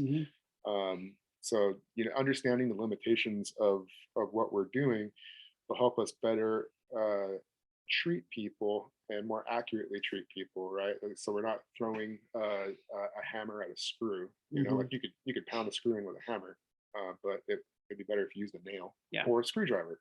Either way. And we do find that certain systems have their places where they shine. I've got a system for autism, and I've got a system for migraineurs, and I've got a system for stress, and a system for depression. And there's probably, I would say, more like 6+ different systems that all have different things that I tend to differentiate them, push things towards them. And some of that's research and some of that's just experience. And so it's a mix of my personal observations and a mix of what research says. So, and I do think that meditation and yoga is really powerful, but even thinking about like, what if we used this to enhance their ability to meditate?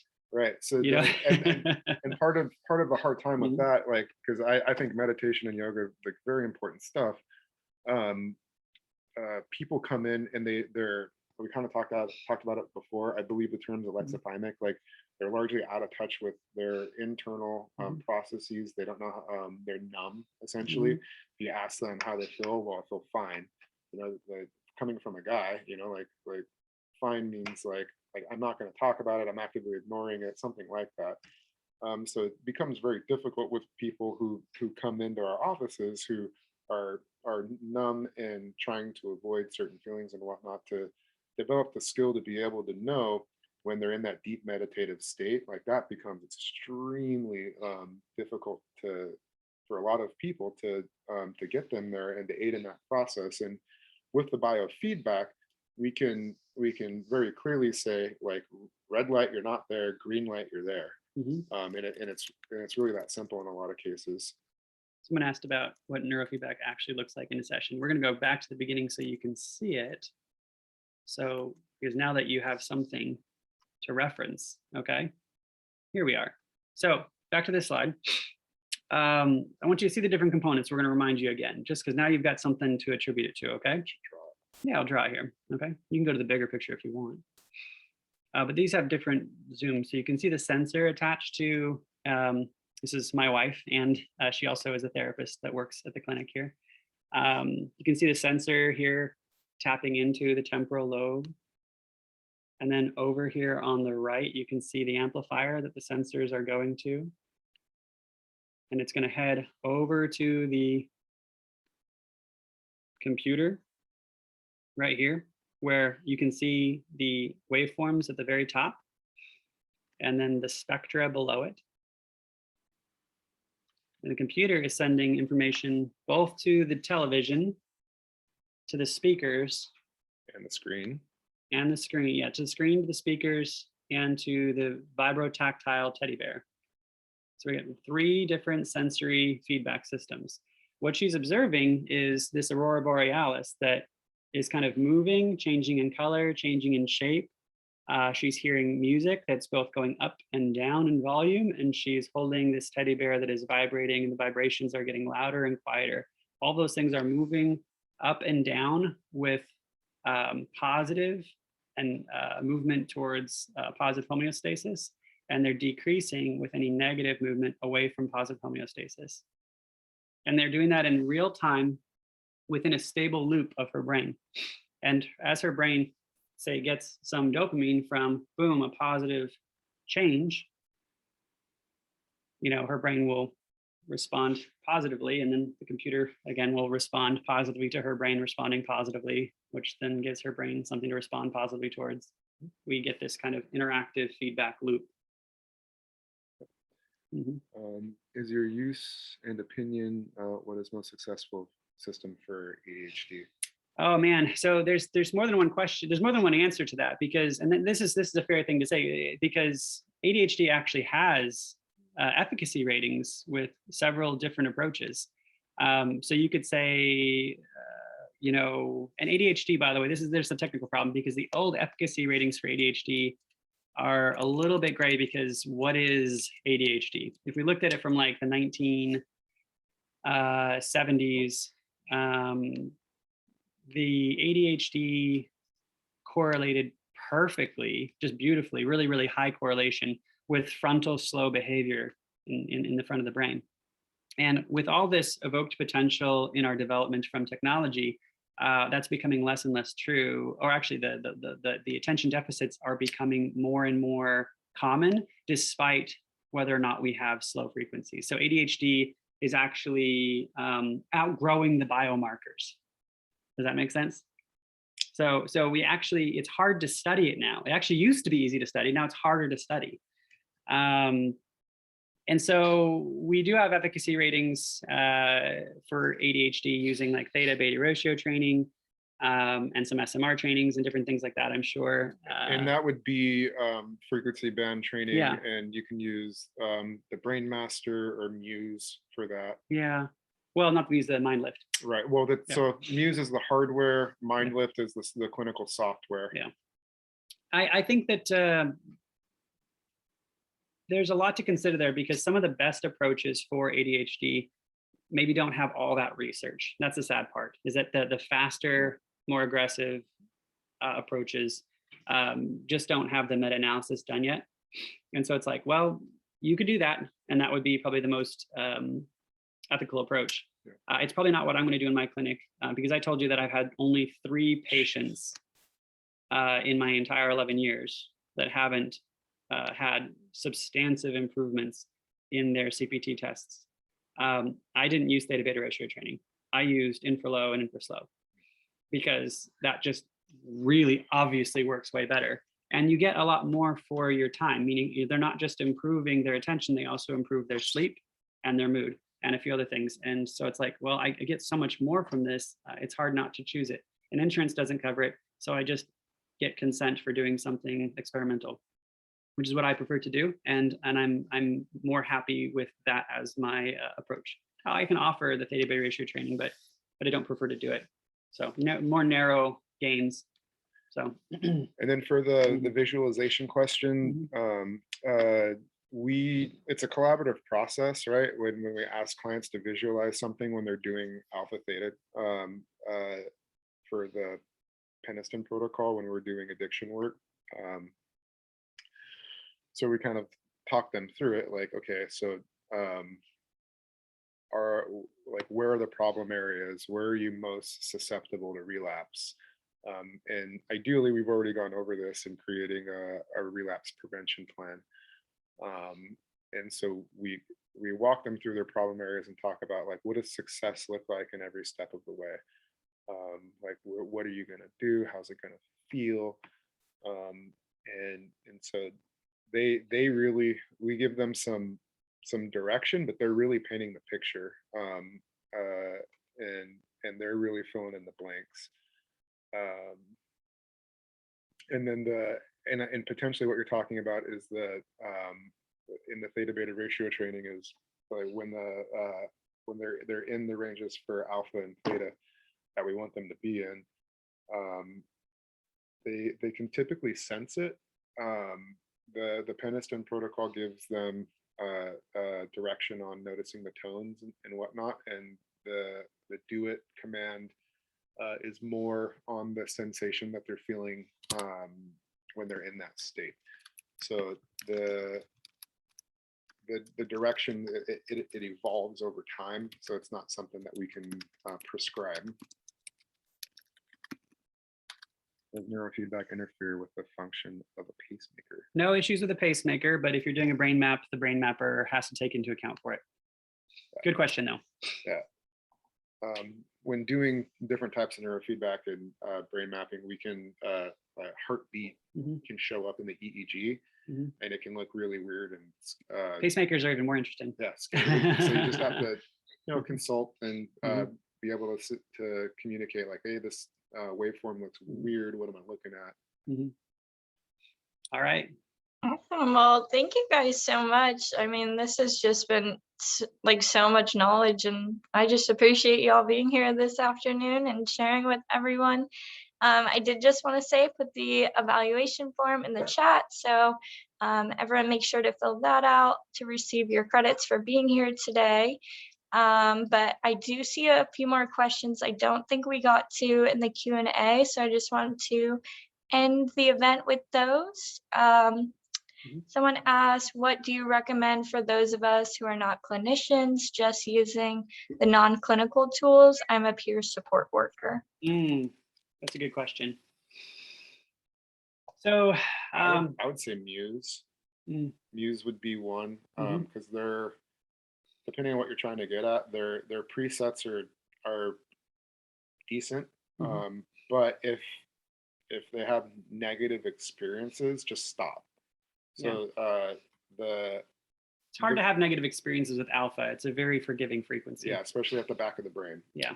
And then their attention protocols are the standard kind of theta beta ratio trainings that are really well researched.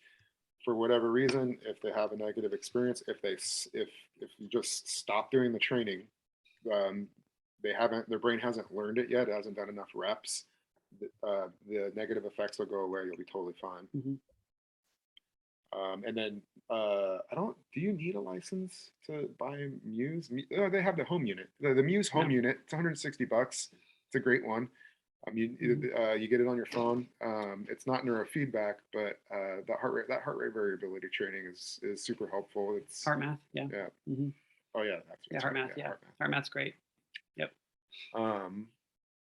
Awesome. And then, yeah, the last question I'm seeing is, I have clients that try to use their Fitbit slash smartwatch with heart variability and stress response kind of abilities to try to do it cheaply themselves. What do you think? I think you just touched on that, but Yeah. I can go into more depth on that. Part of the problem comes in with if they're athletes. So there's just information that a lot of people don't know.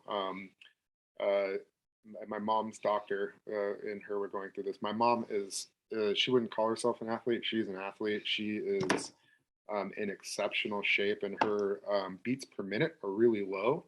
So her doctor was very concerned by that. But the reason they're so low is because she's in such good shape, right? But her doctor, I don't think, treats a lot of athletes her age. So it's an anomaly for her. So she's just covering her bases and making sure that everything's okay. But I don't. I talked with her about it because she's going to a specialist. I'm like, make sure they know how much you exercise. My mom literally exercises 3 times a day. She's up in the morning doing weights and running. She goes for a hike after work, a really intense hike that she took me on. And she was like, what are you doing? I thought you worked out. I'm like, Mom, it's a different type of workout. My legs hurt already. I did legs the day before. I'm sore. You're not going to get yourself in trouble with like a device like a Fitbit or anything that has like heart rate variability on it.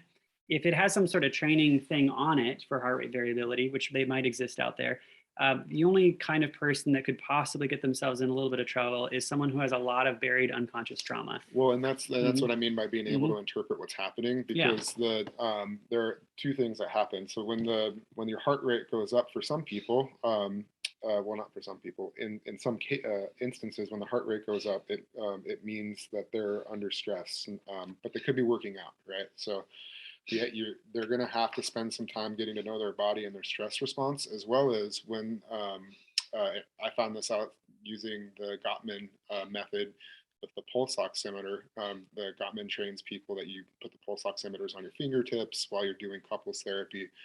I had a woman who her BPMs would drop. And I was like, I don't know what that means. That's really weird. I don't know why her BPMs are dropping. What was happening was that she was starting to dissociate. So sympathetic down, parasympathetic up. Right. So she's you might think in a lot of cases, oh well, that's a good thing. That was a really bad thing for her. She's starting to check out. She's actually emotionally overwhelmed. So it's not a bad idea to for clients to be getting into those, and I actually coach clients on how to do that. But not knowing some of these things can create problems with them trying to develop a more better emotional master your craft. Master it. Awesome. And then there's just lots of great comments in the chat. Just one question about insurance. Leave that up to you guys. I know we only have a few minutes left, so it's a quick answer. It's not just for the wealthy. I mean, like we have to make a living, so we are for neurofeedback largely cash pay, but we work with organizations that do aid for people who are struggling and need mental health services. Part of how we're trying to keep costs down is to get into these other systems that are potentially lower cost, or where we have the ability to do higher volume. We're working with interns regularly to try to keep the cost low, because it's cheaper for a person to technicians. It's cheaper for a person to see them than it is to see us. If somebody's trying to get into the field and wants to learn how to do neurofeedback, we charge $30 for them, relatively cheap for any kind of therapeutic session. So and the insurance is coming along. I'd give it a few years, and we'll probably be billing insurance. And we've got a few. We're finally starting the lobbying process. I think 3 years ago we had no lobbyists. Now we have a couple. It's like we're going to get there. Yeah. So not just for the wealthy, but I don't know that we really want to make it accessible to everybody. That's part of our goal. And potentially not everybody's like mind, but that's what we're trying to do. Awesome. Well, thank you guys so much. I hope everyone has a great rest of your Friday, and no worries if you can't access the link. I will be emailing that to you shortly. So Mhm. once again, thank you guys. Can I interrupt real quick? Yeah. Kelly had a great comment. This is great for and in my marketing meeting for BNI, I talk about this. Say you know somebody or have a client who doesn't want to talk. Well, we can address mental health issues without talking. And I believe it was in the Body Keeps the Score. He actually referenced this in a counselor learning neurofeedback. The guy didn't want to talk about his trauma. They did the neurofeedback. The guy got better. The counselor had a really hard time with that because he didn't get to hear the story. Yeah. It was a real big bummer for him, but the guy got better. Yeah. Yeah. Yeah. That's another lecture. Yeah. Awesome. Well, thank you guys again. It was wonderful having you, and have a great Friday, everyone. Bye. Bye, guys. Thank you. Bye. Thank you.